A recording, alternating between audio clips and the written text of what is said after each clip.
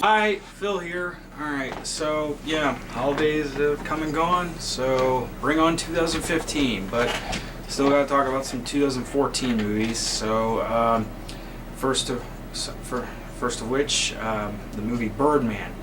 Now, I don't know how to pronounce the guy who made the movie's name. But it's the guy who made Beautiful, and I think Babel and 21 Grams, and although I haven't seen those movies per se, but I hear they're really good, and the movie also stars Michael Keaton as the titular character, and Zach Galifianakis, Naomi Watts, Emma Stone, Edward Norton, Andrea Riseborough, and a couple other people. But when I first heard about this movie, I was really excited about it because Michael Keaton, and I like Michael Keaton and his works. Beetlejuice, the Batman movies, The Other Guys, a whole bunch of other stuff that he's done. Oh, Jackie Brown, he was awesome in that.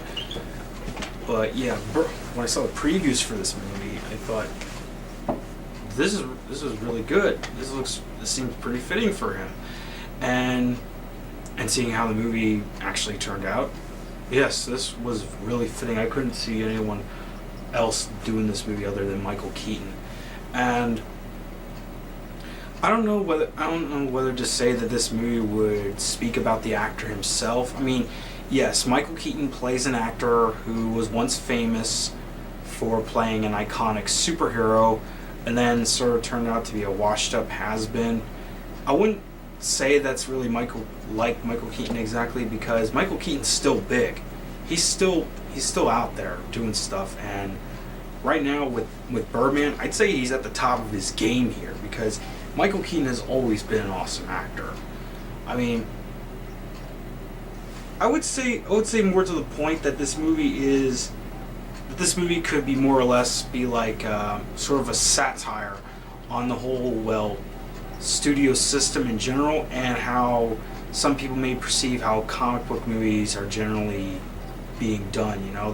They're just like these big franchise movies rather than just movies that can be just taken up on their own accord or something. In one aspect, I guess. So it's sort of satirizing that. And also, big celebrity status, how they were up on top and then got facing crashing down and everything. So I thought this movie really did well with that. Because the movie is about an actor who once played an iconic superhero, and he's trying to mount a Broadway play.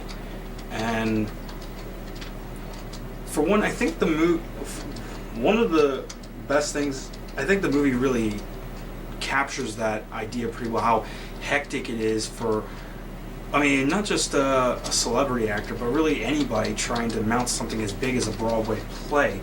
How they're trying to deal with all the actors and all the production stuff, and where they're getting the funding to make it and everything.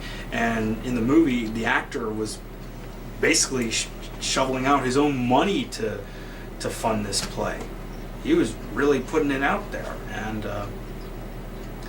I wouldn't know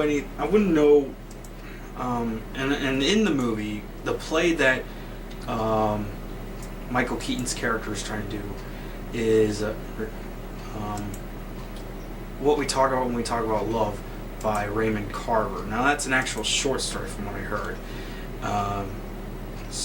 So I don't think I've read anything by Raymond Carver, but both the movie itself and the play that Michael Keaton's character is trying to do, Raylan, I think his name is Raylan Givens.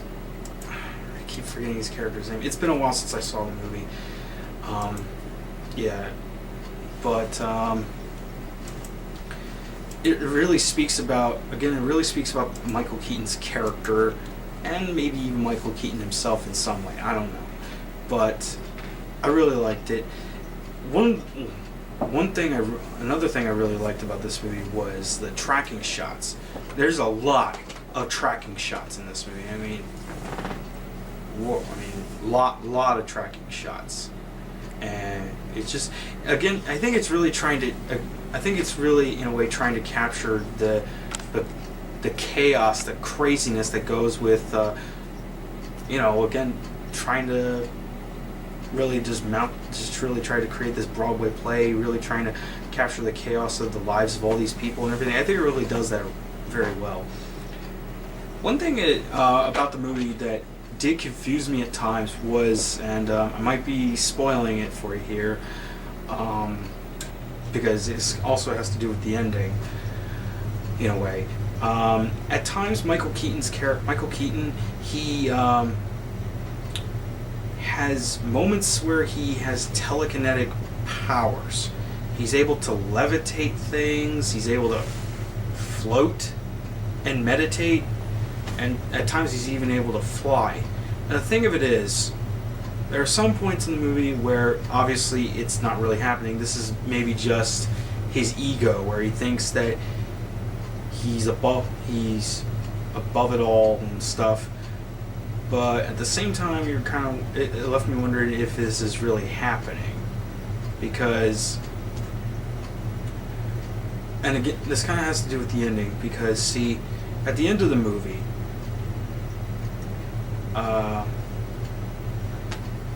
Michael Keaton is he's hallucinating about the Birdman character, who's talking to him. He's praising him, but also belittling him at the same time. Basically, an aspect of his psyche, I guess. And he goes to the hospital window, and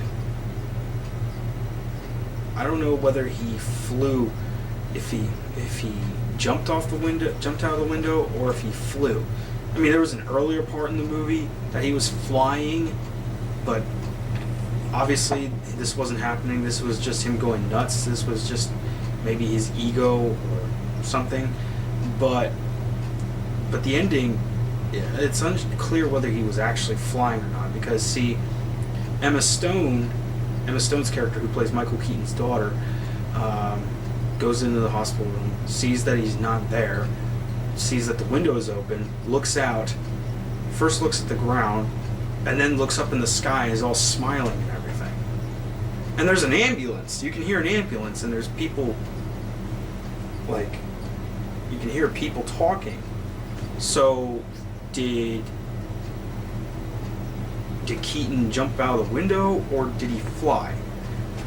It's unsure, because again, it's unsure whether any of the stuff that Keaton is able to do in the movie, levitating, telekinesis and all that, if it's real or not. So, I don't know. But I also like the music was really good. All the drum beats, the jazzy tune and everything. I mean, it really did feel like, in a way, kind of a New York-esque movie, because sometimes movies in New York, they would try to have like this jazzy music and everything, and I mean, like Woody Allen movies or Taxi Driver and everything, those did it all very well with that, and Birdman is no exception. It does well. The music is awesome.